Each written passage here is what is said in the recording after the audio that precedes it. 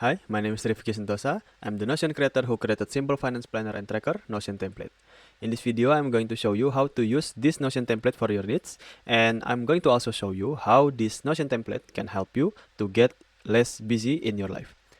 So yeah, this Notion template is created and designed for everyone who wants to start managing your personal finance, so that you can get more uh, be better in your money management and not over budgeting every month, and you can also effortlessly track all of your expenses so that you know whether you need to hold on your money or you can spend some more before the month starts. So in the end, you will have a better life in your personal finance, and also ultimately get a better future for you.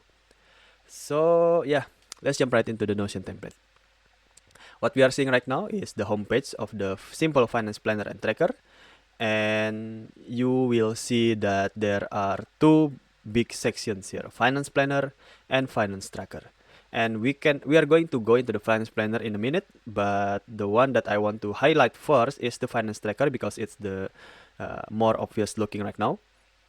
And the first thing I want to introduce is this two concept itself. So Finance Planner will is the feature that will help you to plan your income and your budget in advance. But for Finance Tracker is the feature that will help you to track your expenses so that you will see as you go along, you will see whether your expenses is already nearing the budget, or is it already over, or is there are and also how many amounts of budget that you still have left, so that you can plan your next purchase with better planning. And yeah, let's go start with the finance tracker first. So I'm going to introduce you with one record here. So how we structure a transaction or an expenses or an income. And it can be anything. It can be income or expenses, but this is the structure that we are going to use in this Notion template. So the first thing, we have the transaction title itself here. So what is the purchase is about, whether it's a salary income, whether it's an income from your freelance project, or it can be an expenses like groceries or dining out, or yeah, housing rent, and yeah, it can be anything. It can be, you can get creative with your income and expenses based on your real needs. And then you have date here.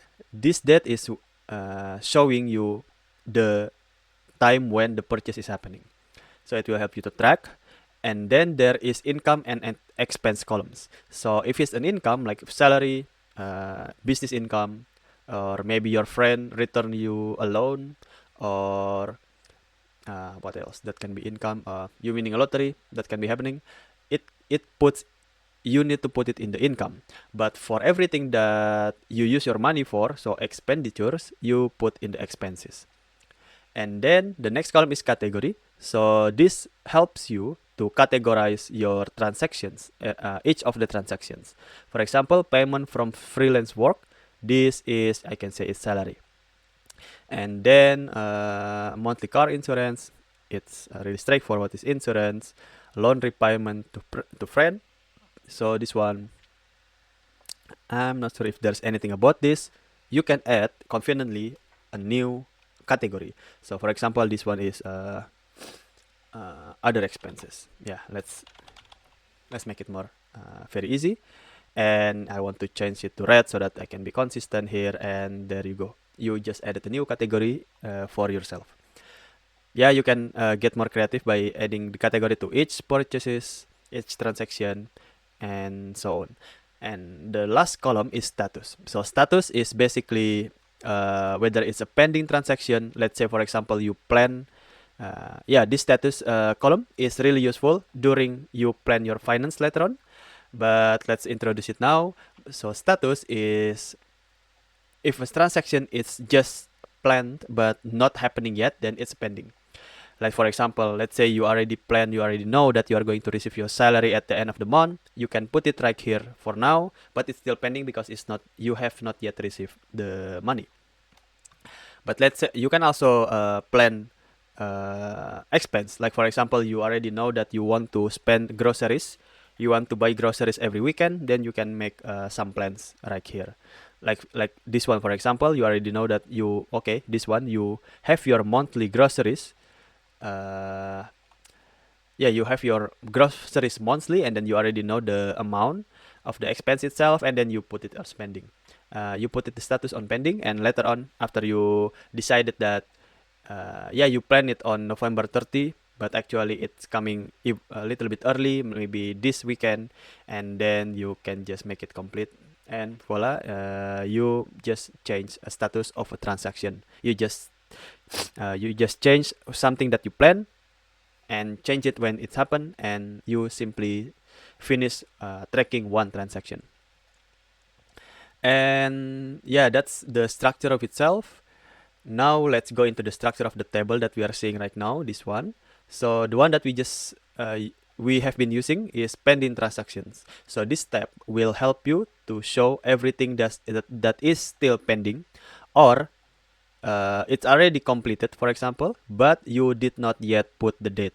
So it will help you to manage your workflow even better, so that you can fill everything, all of the important information of your transactions. And then you will see past month here. So this tab will show you all of the historical transactions over time. So you will have a lot of information here, but you can toggle and expand or collapse the toggle so that you can hide whenever you want to each part. And then the last step here is completed this month. So this is the one where you want to track everything that's happening in this month. Let's, for example, you want to add a new transaction. You can click to this new page, or you can click to this new button. Let's say I just want to click this, and yeah, March 2025, I just did dining out with friend, and the expense was, this example is using Indonesian rupiah. I'm from Indonesia, by the way. You can change the currency, but we are going to talk later after this. This one, this amount, and the category is dining out. There you go. It's completed. Boom. Now you can track any expenses. You can track any income as it happening. You can get creative when you do that. That's the finance tracker part. Now let's go into the finance planner. So in the finance planner, what you are seeing right now is 3 cards here. Account balance, showing the amount of money that you supposedly have by calculating income subtracted by expense. So this is the amount of money that you supposedly have. If you click this card, you will see the finance planner part here. Yeah, let's open it in full page here, and you will see a really similar structure table of transaction. But the thing is, the difference is that this is where you want to plan all of your income and expenses. For example, let's say that this today is March 2025. Let's say that I want to manage that my next salary will be on the next in this end of the month, March salary, and then it was like 10, and it is a salary, and it's still pending because it's not happening yet. But later in the finance tracker, in the pending part, you will see this record, you will see this transaction being planned, and if the salary is received, then you can just simply change it into completed. And expenses, you can also do that as well. Let's say that next weekend I'm going to have grocery. Let's say that I'm going to go into weekly grocery for now. And no, this much, and it's groceries. And then it's the same, it's going to be shown in the pending table, and after you finish, you can set it to complete. So that's basically the finance planner part. It's really straightforward, really simple and similar concept with the finance tracker. For income expenses, if you click the card, you will also see the same table. So I don't really want to add new information here. It's basically the same. And the last thing is how to change currency of this Notion template. If you click this one, change currency, it will show you a video that will help you to change the currency right here. So to briefly show you how to do it, so you have two tables here, and so it shows you some columns that is related to currency, related to money currency here. You can click to the title of the you can click to the you can click to the title of the column and then edit property, and then it will show you right here, and then you can where is it that you want to change it? Oh no, this one is not then. This one is not, this one is not, this one is not. This one is where you need to change it. So in the transaction table, you go into the income and expense columns, and you go by clicking the title, click to edit property, and there you go. This is where you can find the expense currency or income currency for that matter. You can click this one and change it to USD, for example. Yeah, it's going to be too much. You have like the salary of 10 million. Hopefully you have that. But yeah, you can change the value of the tracked income and expenses as you go. That's also the same with expense. You can change it to USD, for example, and there you go. You now have USD Notion template. Yeah, you can watch the same tutorial by watching this video, but it's basically the same.